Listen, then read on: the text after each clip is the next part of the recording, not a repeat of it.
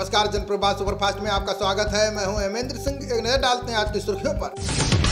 राजस्थान के बाड़मेर में वायुसेना का MiG-21 लड़ाकू विमान क्रैश, दोनों पायलट शहीद, जांच के आदेश, रक्षा मंत्री ने जताया दुख। धमाका इतना तेज था कि 10 किलोमीटर तक सुनाई दी आवाज, आधा किलोमीटर तक फैला विमान का मलबा, पूरा एरिया सील। नौसेना को अमेरिका से मिले 2 और MH-60 Romeo helicopter, hello fire missile और घातक रॉकेट प्रणाली से कर सकते हैं हमला। मैग्नेटिक IED से आतंकी कर सकते हैं सुरक्षा बलों पर हमला। खुफिया इनपुट मिलने के बाद जम्मू कश्मीर में सुरक्षा एजेंसियां अलर्ट। देश के 199 संवेदनशील स्टेशनों पर लगेगा बम डिटेक्शन सिस्टम, इनमें यूपी के 16 स्टेशन शामिल। खर्च होंगे 322 करोड़ रुपए। टेक ऑफ से ठीक पहले रनवे से फिसला इंडिगो का विमान, जोरहाट से कोलकाता के लिए भरनी थी उड़ान, सभी यात्री सुरक्षित। भारत, फ्रांस और संयुक्त अरब अमीरात के बीच हुई त्रिपक्षीय बैठक, तीनों देशों में हिंद प्रशांत क्षेत्र में सहयोग बढ़ाने को लेकर हुई चर्चा।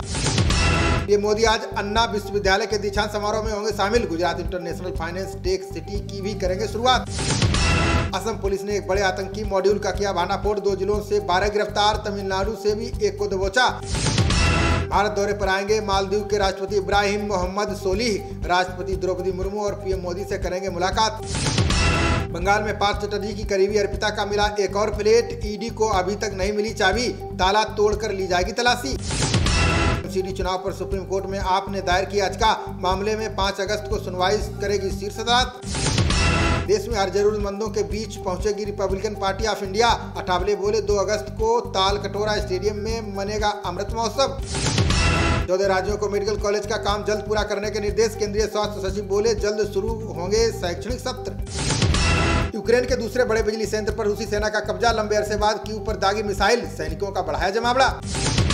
आरबीआई ने उत्तर प्रदेश के 2 सहकारी बैंकों पर लगाए कई प्रतिबंध, लखनऊ शहरी कोऑपरेटिव बैंक की 30,000 तय की निकासी। जौहर विश्वविद्यालय की 2 इमारतों से प्रशासन ने छोड़ा कब्जा, तारबंदी हटाने का काम आज से शुरू, आजम की हुई जीत।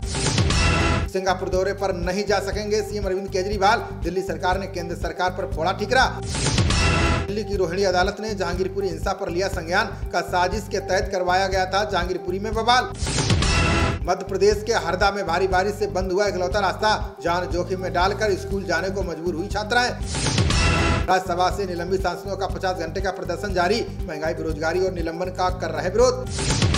इसमें लगातार दूसरे दिन कोरोना के 20,000 से ज्यादा नए केस, एक्टिव मामलों की संख्या बढ़कर हुई 1,43,988। महाराष्ट्र में 10 में से 9 संदिग्ध मंकी पॉक्स रोगियों का टेस्ट नेगेटिव, डॉक्टरों ने बताया अभी 1 मरीज की रिपोर्ट आना बाकी। देश में मिले मंकी पॉक्स वायरस का स्ट्रेन सुपर स्प्रेडर नहीं, 2 संक्रमितों की जीनोम सीक्वेंसिंग में हुआ खुलासा। छत्तीसगढ़ के दंतेवाड़ा में 3 नक्सलियों ने किया आत्मसमर्पण, प्रशासन ने तीनों पर घोषित कर रखा था 18 लाख का इनाम।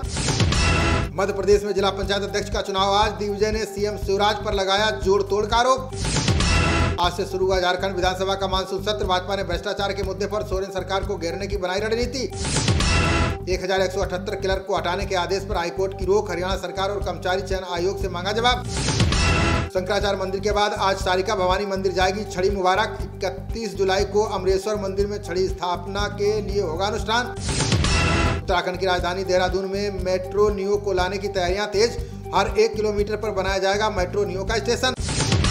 उत्तराखंड में भाजपा प्रदेश अध्यक्ष बदलने की अब बात तेज, महेंद्र भट्ट की जेपी नड्डा से मुलाकात के बाद अटकलें हुई तेज। अयोध्या में गर्भगृह के महापीठ की परिक्रमा पथ का निर्माण कार्य पूरा, अनिल मिश्रा बोले अगस्त के अंत तक तैयार हो जाएगी प्लिंथ।